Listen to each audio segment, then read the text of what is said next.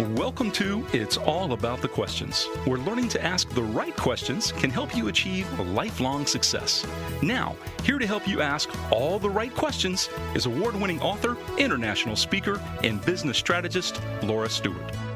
Good morning, afternoon, and evening, everyone, and welcome to the show today. My favorite time of the week. I get to be here with all of my live listeners, and if you're listening on the podcast, I get to be here with you whenever you choose to be with me.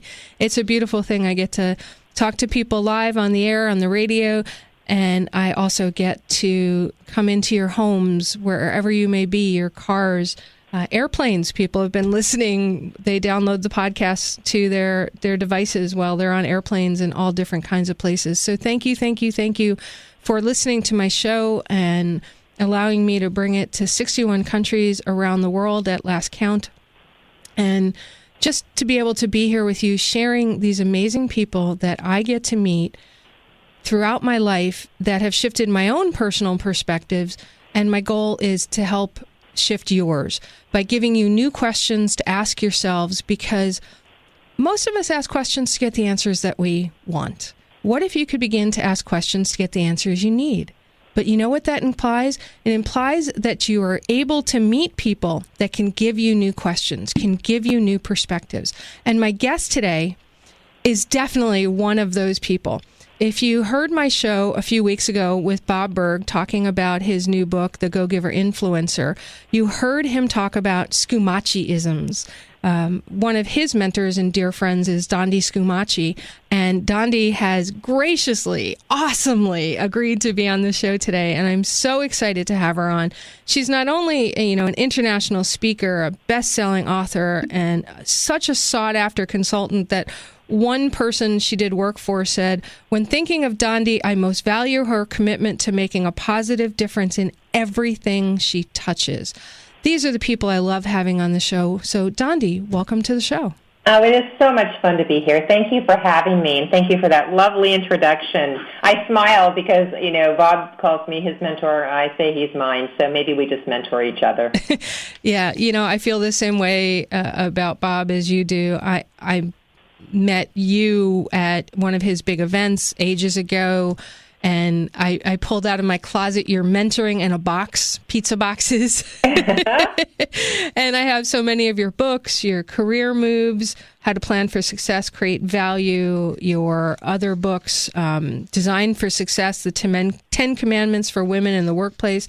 You have so many books. Ready, Set, Grow, and you've got a new one coming out. But what's exciting for me about having you on the show, Dondi, is you transcend so many ways of thinking. You connect with people, even if you've never met them.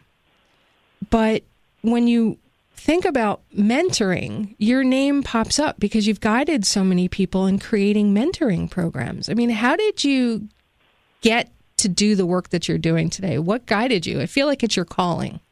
It does feel like that. It feels like serendipity, and as I was moving along, writing the books and, extensively traveling, there was just this hole, right? There was this gap, and I kept thinking, what could fill this gap? The people in the workplace, entrepreneurs, people that were trying to dream a bigger dream or go a little bigger. What was the gap? And it really, over and again, it was mentoring. That mentoring is not a new thing. It's been around since the beginning of time. But there is a way to do it, and there's a way to really engage with a mentor. So I started to blog about it, and then I started to create some tools for it. And then we found out there was a huge appetite for that. And what's really been wonderful is just the evolutionary sort of aspect of it, that, it started out as, maybe we could put together some tools. Maybe we could create a toolkit for people. So Mentoring in a Box became the way we marketed that. And then we discovered something so amazing, and I think this kind of speaks back to the connectivity, and even that idea of asking better questions.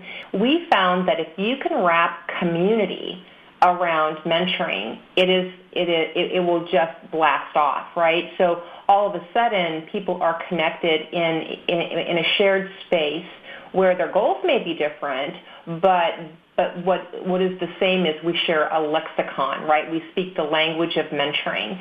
We share a toolkit, so a process. We trust the process. There's actually a language that is sort of created that connects people across the world. So, right now in, every country that you can probably imagine, there are mentoring partnerships that are just getting it done.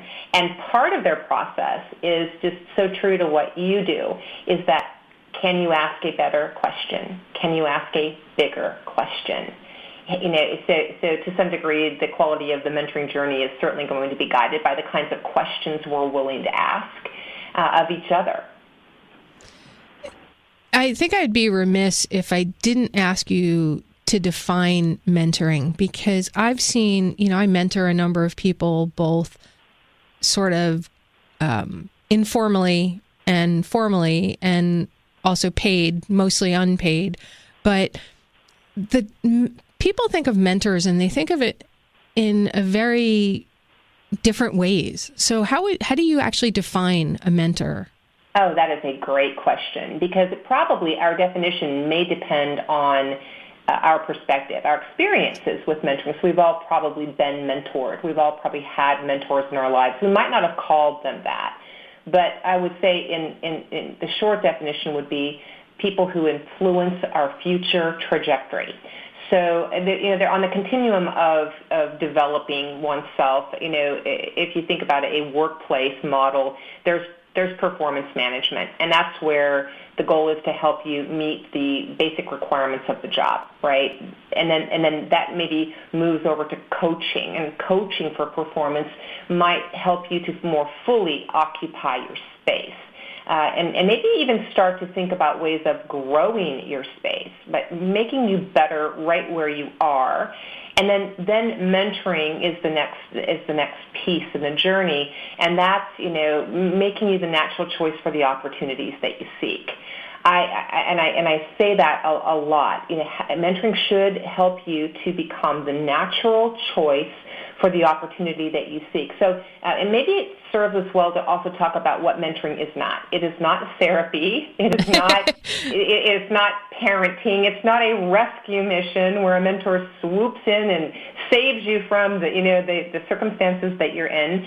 It's not doing lunch, right? It's not just chatting. I think mentoring is development in action.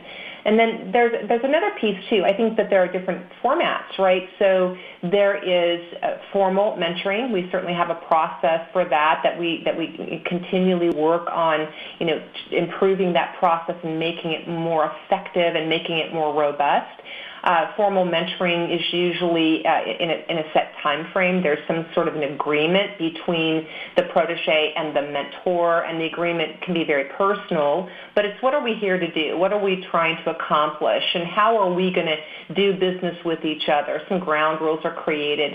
And then there's, maybe it's a 6-month engagement or a 12-month engagement. That's a formal mentoring process.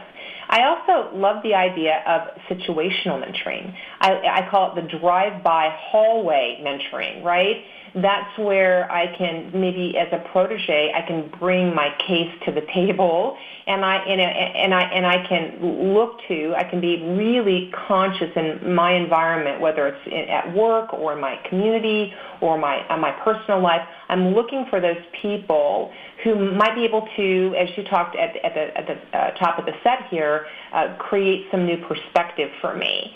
And so those hallway, drive-by, informal, those teachable moments can be so powerful as well. In the sense, sometimes people say, well, how do I find my mentor? I laugh about that, because do you remember that kid's book, Are You My Mother? Yes, totally. There was a duck that would walk around, and the mother was missing, and she would walk around saying, to all the other animals in the barnyard, right. Are you my mother? Are you my mother? So sometimes, people approach mentoring like that. Will you be my mentor? Will you be my mentor? I think that might be a little off-putting. I don't think we have to enter a scenario like that, but I would just challenge everyone listening to think about a scenario where you'd like to be more effective, more confident, right, more balanced in your approach. And then scan your environment and think about who is a person that if I shared this example scenario as sort of a living, working case study, what perspective would they offer? And then along the theme of your show, what questions would they be asking of themselves? Well, how would they look at this? And what approaches might they build or design? And suddenly you are in a mentoring situation, right? So it can be, mentoring is really, again, just helping my future trajectory, helping me to become the natural choice for the opportunities that I seek. And so I don't have to seek those opportunities. I think that's another really important differentiation here. A goal of mentoring is never, I want to get promoted. So when I'm coaching mentors and helping them step into that role and be effective and really add value to the process, what I tell them is, bottom line rule is, if your protege says, my goal working with you is that I get promoted, you got to go back to the drawing board, because promotions of any kind in life are outcomes of the value that you drive. There's those rules that we get from the Go-Giver, right? You got to you focus on the value that you drive, and the opportunities will take care of themselves. So the way I look at that is that opportunity always chases value. I don't have to focus on opportunity. I don't even have to worry about her. She's on the way. I love it. Just focus on my value. So opportunity always chases value. I love that. That's so perfect. And it's a great way to go into our first commercial break. We're here with Dondi Scumaci talking about mentoring, growing, shifting perspectives, and learning to ask some new questions of yourself. We'll be right back after the first commercial break. Dondi, before the first commercial break, we defined a mentor, and there were so many nuances to it. It was even more involved than I thought about it initially. And you posed the question of everybody to start thinking about somebody that they could potentially approach as a mentor. In your mentoring handbooks, one of the things you say is mentors use questions rather than answers, riddles instead of solutions. They facilitate self-discovery. Yet you also said mentoring is not therapy. Yeah, exactly right. So, the idea about self-discovery is that if I can, and I think the truest gift of a mentor, when I look at people who are really powerful at this, they're really patient in the process. They're very good at asking those big sort of soul-searching questions about the future, about approaches, about options, about values even, right? But their job isn't to fix you, it's to help you find your own solutions, your own next viable step. And that's really hard. I'll admit to you that I am a teller, right? So I have to constantly resist the temptation to tell, to fix, to answer, to solve. It's kind of in my blood. If you have a situation, my first response is, okay, here's what you're going to do, right? I start mothering, and I'm the first person to say it's not parenting, it's not therapy. It's not therapy in the way that I am a therapist trying to help solve your problems for you, where you're leaning on to me for that emotional support. I can support you emotionally. I can encourage you, but really the end game is for you to find your path forward, right? I'm not a psychologist, although I did a lot of work around that discipline and love it. I'm fascinated by the mind and how it works, and so some of that knowledge can help a mentor. But I think when I think it's not therapy, it's that I don't come and sit on your couch for an hour and tell you all of my problems, right, and have myself a good cry and then leave feeling, okay, I have vented, right? I have shared my darkest secrets and my deepest fears with someone, and now I'll come back next week and they'll fill me up again, right? That's kind of the therapy I'm thinking about. So the idea about mastering the ask is really about how do I ask the questions that maybe even I wish that people were asking of themselves, so that they can reach a little deeper. And what's really interesting about that is that sometimes those questions happen over time. the brain is an amazing thing. When you ask your brain a question, you activate a piece of your brain that starts to scan the environment, looking for the information, the connections, those neurotransmitters. There's a part of your brain that just starts working that problem, working that riddle. And we've all experienced it. Like, we can't remember the name of a song or someone's title or a book that we've read, and then suddenly we're in the shower and it just lands right in our brain. And at that moment, by the way, your brain was doing a little bit of a happy dance. I just want you to know, because the brain is saying, I got it, I found it, I solved it, even though you weren't consciously thinking about it. So I think one of the mysteries of mentoring is if we can ask questions even in a rhetorical way, they don't have to be answered in real time. They can be answered over time. And they can be answered as that part of the brain starts to engage at a different level. And people, I can't tell you how many times I've, in mentoring situations where I've said, I truly am not looking for an answer right now. I'd like you to give some thought to, and then you ask the bigger question, right? And then let me know what you discover. Let me know what you see, what you find, what you notice in the environment. And then it's amazing how people will come back, a week or two later and say, I don't know how you do that. Like here's what I found, here's what I discovered.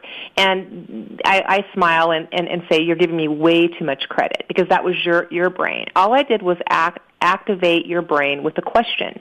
And then you started to notice and see and hear things, maybe information, maybe an article, passed by your Twitter feed, or maybe you bumped into someone in the hallway and they just happened to mention something that connected with your thoughts. And you're thinking, all of this is really mysterious and it's really magical. It really isn't. It's creating an awareness. You're noticing. You're noticing. It's like when we buy a car and we leave the lot and we notice all the cars just like our car. They were there before. We weren't looking for them. So I think that the beauty of the question is to create exploration. And to me, the most robust mentoring is really exploration. And I say it maybe too much, but trusting the process, which is also sort of code for don't go so quickly to action items. There's also something in us that wants to just do stuff. Okay, all right, so stop there for a sec. So there's definitely that whole I want to do stuff. When a lot of people are searching for a mentor or are being mentors, they feel that there has to be this definitive outcome defined at the front with a deadline and a timeline to get something done. And what I'm hearing you say is there is, but there isn't. That, you're not looking for the next promotion.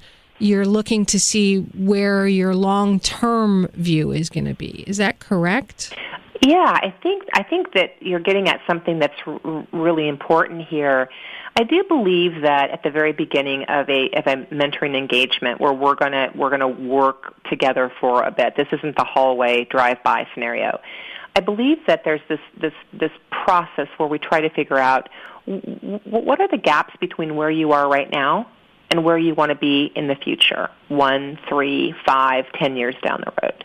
What are the biggest gaps? And I think sometimes that takes a while because human beings in this day and age aren't always really good at dreaming, right? We're so good at doing stuff. We're not really good at, we're head down and very tactical. So it's kind of this step back to say, where am I heading? What do I want to create? What is the path I want to design for myself? Because paths are unique. One size fits one. And then once you've talked through what are those gaps, you can then turn them into some big strategies for mentoring. Those are some overarching, here's what we're trying to create.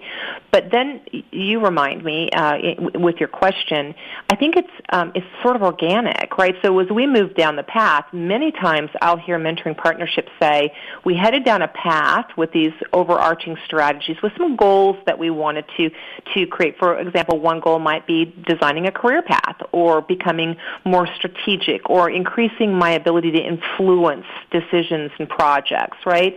So sometimes it's skill related, sometimes it's more conceptual, it's a little squishier.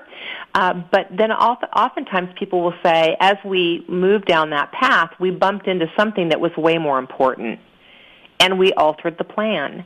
So there really is an organic nature to it. And the last thing I would say about that I think is so important to your question is that the destination becomes your north. What you're the big strategies that you're trying to work on, explore, practice, try some approaches, test some things, the risks that you want to take that it should push you into a new space.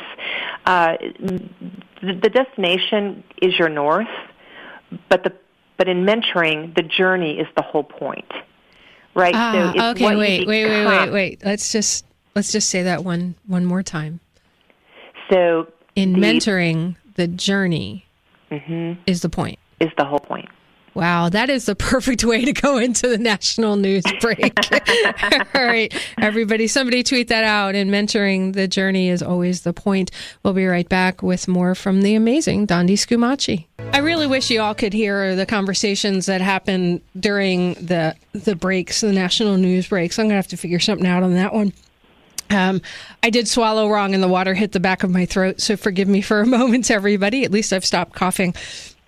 If you're just joining us live, we are here with Dondi Scumaci, just one of the most brilliant women I've ever had the opportunity to meet in person and follow on social media. And we're having a whole conversation about mentoring versus coaching. And we left the heading into national news with this brilliant quote that I hope somebody tweets out for me, because you all know I cannot tweet and do my show at the same time. With mentoring, the journey is always the point. Dondi, this past weekend, it was Mother's Day weekend. It was very emotional for me, my first Mother's Day without my mom. And I kept getting guided that I had to buy a new car. Mom's car died. I can't move it out of the garage. My car, which was a convertible, was starting to get problematic as far as I was concerned, in terms of not knowing if I was going to have a $500 battery have to go in and all these other things, right? So I get up to not knowing what was going to happen. I just prayed and I got guided to go to Infinity of Melbourne. I mean, and this is a true mentoring story. I could not believe it. And I walk in looking for a certain kind of car. And John, the salesperson, John Foley, I started working with, he guides me to a 2017 car that was not even the car I had been looking for, because I can't buy a new car because of off-gaff thing. He goes to get the keys, and he comes back out, and he goes to me, Professor Infinity, guy's real name is Tim, he's a general manager, said to me that I should have you drive this 2017 red car that I already had the keys in hand. And he proceeds to, on the test drive, talk to me about Professor Infinity. and I'm laughing because he had this beautiful mentoring relationship with this guy. Now, John, who was amazing as a salesperson because he really wanted to just find the right car for me. He didn't care what he sold me. It was about matching me to the perfect car for me. And he was describing this relationship with this guy, Tim. And then I ended up buying the car, and Rich, the sales manager, is also talking about Tim, Professor Infinity, because he's relatively new to the dealership. He's been in other dealerships. And then Deb, the woman who helps me close the final parts and, the 30 billion pieces of paper you have to sign. And she's talking about him too. And to me, it sounded, and I'm giving a shout out to Infinity of Melbourne. I have to tell you, they were a joy to deal with, which is not something most people say about buying a car, or most women say about buying a car. So Infinity of Melbourne, hey guys, congrats. Thank you so much. But it was an informal mentoring relationship. Mm-hmm. And that story, two things about that. Stories are, I think, the heartbeat of mentoring, where we make ourselves transparent enough and we make ourselves vulnerable to the story. And then when that vulnerability, what you just did just now was mentoring, mentoring anyone who listens now or who will ever listen, because you shared something really personal. The loss of your mother, the emotional weekend, this process that you were going through, decisions that you're having to make. I think the most powerful mentoring is when we get to that place of vulnerability. The other thing that your story reminds me is that mentoring has such reach. So it cannot stop itself. Once someone is mentored, it just moves through them to the next and to the next and to the next. It has an amplifying effect. And that's why I get so passionate about it, because I know that even when I'm mentoring a person in front of me or a community of mentoring partnerships, even my focus, I'm present with them and I'm really trying to listen for, as your car dealer was, like listening for how can I help, how can I add value? How can I support? How can I push you? How can I push you forward? Even though what I tell them is learn something with the intention of teaching it. This is not secret. Go share it. Share it with at your dinner table even, right? That's the whole magic of mentoring. The other thing that your story reminded me of was I had an experience on, there's group mentoring too, and we talked about the phases and the formats of mentoring. There's formal and informal. There's also group. So, that could be a group at the dinner table. Right. It could be a group at the workplace. I was speaking last Friday, and to a group of vice presidents for a large organization in Houston, and I said, let's just practice some vulnerability for a moment, right? We want people to be vulnerable to this mentoring thing. And I went around the room. There were 12 of them. Now, keep in mind, these are the big dogs of the company. And I said, I want you to tell me what terrifies you. Oh, that's a good one. And they went around the room, and then they were all being very open, and then came to this one man. He said, what terrifies me is being out of control. And I said, when do you feel out of control? What feels out of control for you? And as tears rolled down this man's face, this most senior person in the room, running this company, he said, on Wednesday my wife has surgery, and the prognosis is unsure. And the whole room just shifted. You could feel a complete shift in the energy, in the connection, and everybody was with him right then, emotionally connected.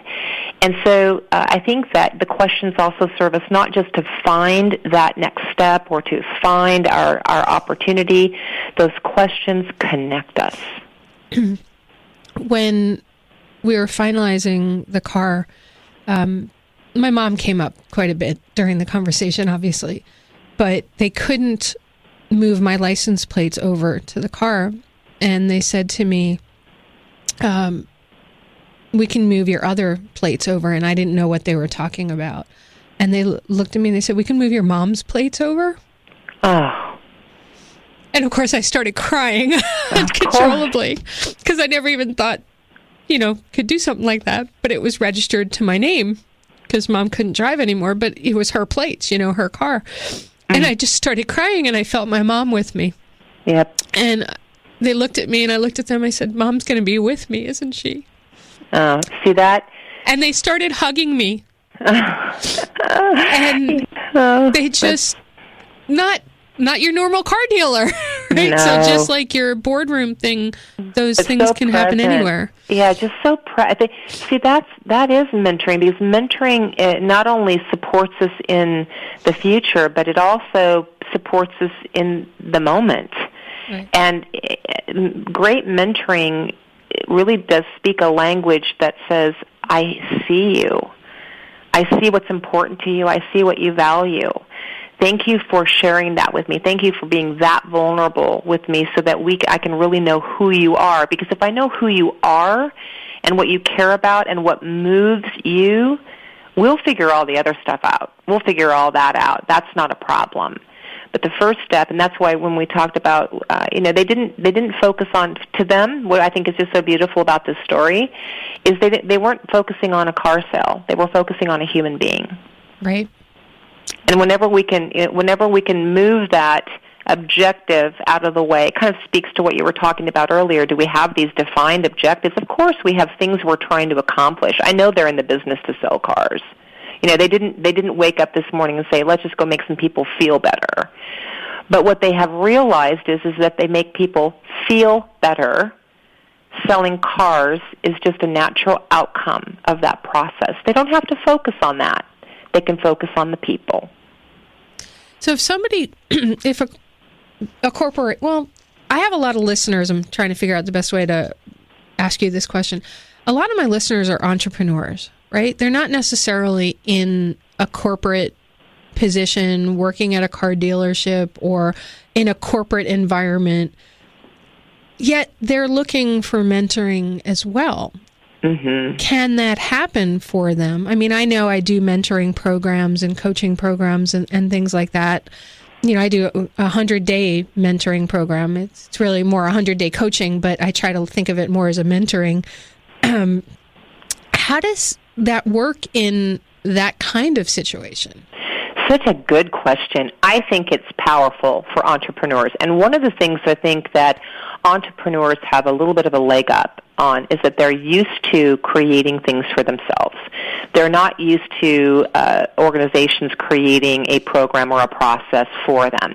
They're built differently, and they're used to design and reaching for what they need to be successful. So for any entrepreneurs out there, I would say think of mentoring as one of the most important tools in your toolkit, not only from the perspective of getting mentored, but also of being a mentor. I think we should all be really proactive in both of those roles.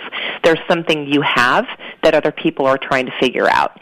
I smile when I see quotes like, that thing that you're trying to master, or that thing that you have mastered, that thing you have mastered through discipline and perseverance and resiliency, that thing that now is natural for you, somebody else is just getting started. They're trying to figure it out, right? And that thing that you're trying to master, somebody else has gone before you. So it really is, there's almost just that sort of relay effect to say, reaching for it, but also pulling people behind and sharing what I can, noticing those opportunities to come alongside of another human being. I think for entrepreneurs, it might be to sit down and say, if I were to add to myself a discipline, a competency, a skill set, a tool, an understanding, knowledge. It might be in the industry. It might be in the field. It might be a specific skill set. Like I want to become better at communicating my messaging, and then you kind of scan your environment, out there in the big wild for people who are doing that, right? So you start to watch them and study them, and that's where you can come alongside. That's how I met Bob Burg. And we're going to finish that after this next break. I can't believe we're almost done, but we'll be right back with more from Dondi Scumaci talking about Bob Burg. All right, Dondi, tell me about how you met Bob Burg. Well, I was on social media. I began following, right, and reading these encouraging, powerful tweets about the Go-Giver. It inspired me to go pick up the book and read it. And then I just did this really brave thing. I just tweeted him. I just reached out and said, hey, my name is Dondi, and I'm enjoying your work. And it started this, because he's such a gracious human being, it started this conversation. And that led to him endorsing my third book. And really, some of the mentoring scenarios that I would come to him for would be, I'm getting ready to launch, and I would love to just kind of, have you share with me some of the things you're thinking about as you're getting ready to launch a new book. And, have learned so much from the process. But it started out with that noticing someone who was out there in the world doing the things that I wanted to be doing, right? So it's, what do you want to do? What do you want to be doing? And who's already doing that, or who's doing something in that realm, or who's operating in that discipline. I also think it's really interesting, because when I think about Bob and other great authors and speakers that I communicate with and network around with, this is I think a powerful mentoring principle. Sometimes your peer group has to change in order for your results to change. So it's, for entrepreneurs, it's who are your peers? And how does your peer group need to change? There's a thought-provoking question, right? Coming back into this segment, the sound bite was, success isn't just what you know, it's who you know. I think that's a really thought-provoking question. Who do you need to know so that you can take your game to the next level, so that you can be more fulfilled, more satisfied, more engaged, and drive more value? That's a fascinating concept, because with the recent life change, 6 years taking care of my mom, as my listeners all know, I'm trying to figure out who I am again. And one of the things I'm looking at is, who are the people around me? And they're amazing people. They're not business people, because that's not what I needed for the last 6 years. I needed friends of a different kind, peers of a different kind to help me through it. So how does your peer group need to change is absolutely brilliant. You know, I'll never forget, I think it was either John Maxwell or John David Mann or it might have even been Randy Gage at the big event that Bob did, where they said, if you're the smartest person in the room, you need a new room. Those three are just genius anyway. That's great. And my dad always said, it's who you know that gets your foot in the door. It's what you know that keeps you there. Uh-huh. You know what you just reminded me of, too, and I think this is an interesting takeaway, is that I think that sometimes the experience that you've had for the last 6 years with your mom is such a relatable experience. It is that experience that many people are either in or they're going to be in, and then you have that whole arena of your life that has been so focused around giving your mother care and taking good care of her, and then you have these business goals. I think sometimes what's profound about mentors is they can help you connect those two pieces. They don't have to be completely separate. Like what you've learned, what you've gone through, how you've grown, how you've struggled, what you've struggled with and through might just be very connectable to your next. And it also might be the thing that connects you to your next audience. I'm sitting here like, oh my God. It's interesting when mentoring really works. It's not that great mentors give you those connections, but they're constantly looking for the connections between who you are, what you value, your experience, your history, the future that you seek. It's a holistic thing, and how do those connect together? Where is there transferables, I call them, where you can connect the dots, and you emerge from that as this whole person, not as compartmentalized in your life. And that's such a great question for all my listeners to be thinking about, because some of them are in corporate now and they want to go to entrepreneurs. Some are entrepreneurs that are thinking, this isn't quite right for me. I think I may want to go back and work for somebody. Or I have listeners who are just trying to explore how to be more than they are. And in all of those cases, I think mentors have this way, if we allow it, to show up just in time. And when we're going through any kind of a transition, whether it's personal or professional or both, that's the perfect time to reach for mentoring. And I know you have a lot of resources to help people find mentors, be mentors, or if they can't find one, use you through your words as a mentor. I mentioned a few of them: Mentoring in a Box, your books, Career Moves, Ready, Set, Grow, so many of the books that you have out there. You know, you're up on Twitter, you've got Design for Success. So how do people reach out to you, and what are some of the resources that they can reach out for? Thank you for that. Everyone can reach me on any of the social media platforms by just using my name, Dondi Scumaci. So DondiScumaci, DondiScumaci.com. That's a great kind of hub, because from there you can contact me personally. You can get to my Twitter, my Facebook feed, all of those things. I think the blog is a great resource because the blog gives some some just actionable ideas, encouragement of, I hope, very encouraging, very authentic stories. You'll see the first chapter of my latest book is downloadable for free, so you can kind of check out that work, and you can see that's a mentoring story. And so it really is, I think, very relatable to people. So I hope that your listeners will open their gift. I was reading Career Moves in preparation for this interview, just to kind of immerse myself in everything. And it was I didn't feel like I was reading a career book. Oh, good. I felt like it was just a wonderful story about how to live your life and ask some really brilliant questions. Yeah, and what was fun about that book is that using hopefully a compelling story that really reveals what mentoring looks like in the real world, and kind of leaves you hanging a little bit from chapter to chapter, but gives you some really good tools for designing that path that is ultimately your own. I think that's the one thing that, if I could rewind earlier on in my career, I was good at following a path, taking care of the responsibilities that were piled on my plate. It wasn't until much later that I learned I get to design one. I get to design a path that is uniquely my own.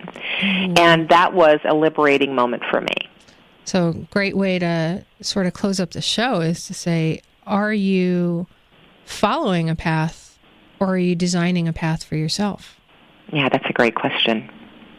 Wow, that just opens up so many possibilities for everybody, including myself. And me. Always. Sometimes we ask the questions we should be asking of ourselves, right? I think 99% of the time, and the reason we can ask the question is because we've lived the question. That's exactly right. Such a pleasure speaking with you.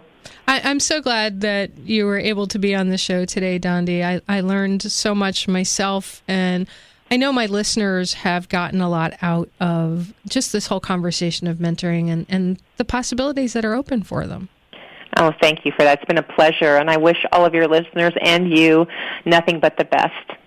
So everybody, we were here with Dondi Scumaci. Follow her on social media. Go to her blog. She's got amazing resources up there that can help you find a mentor, be a mentor, and design your own path. I love her books, her mentoring programs. Most of all, what I love is her message, which is, design your journey.